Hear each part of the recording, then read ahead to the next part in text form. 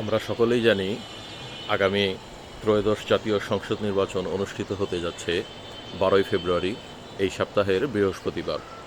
এবার কিন্তু ভোট গ্রহণ হবে সকাল 7:30 থেকে বিকাল 4:30 পর্যন্ত।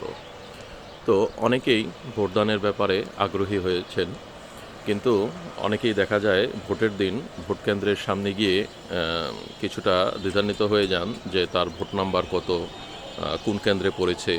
তখন দেখা যায় যে ভোট কেন্দ্রের সামনে যে বিভিন্ন দলের যে বুথগুলা থাকে সেখানে গিয়ে ভিড়ভাট্টা করেন, অনেকে টেনশনে পড়ে যান অনেক ক্ষেত্রে।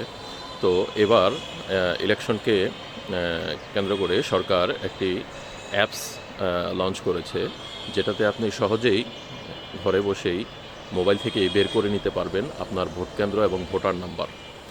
আপনার এক্ষেত্রে আপনার যেহেতু এখন সকলের কাছে স্মার্টফোন আছে, আপনি সহজেই এই অ্যাপসটি ডাউনলোড করে জেনে নিতে পারবেন আপনার ভোট কেন্দ্র এবং ভোট নাম্বার।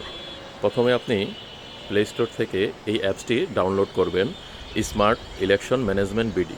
এই অ্যাপসটি ডাউনলোড হয়ে গেলেই খুব সহজেই অ্যাপসটি যখন ওপেন হবে তখন দেখবেন এর উপর একটি অপশন আছে জাতীয় সংসদ ইলেকশন। ওটাতে ক্লিক করলে নিচে দেখবেন একটি সার্চ বার আছে যে ভোট কেন্দ্র খুঁজুন। ওটাতে ক্লিক করলে দেখবেন দুটো অপশন আসছে, একটি আসছে উপরে আপনার এনআইডি নাম্বার দিন এবং নিচে জন্ম তারিখ দিন।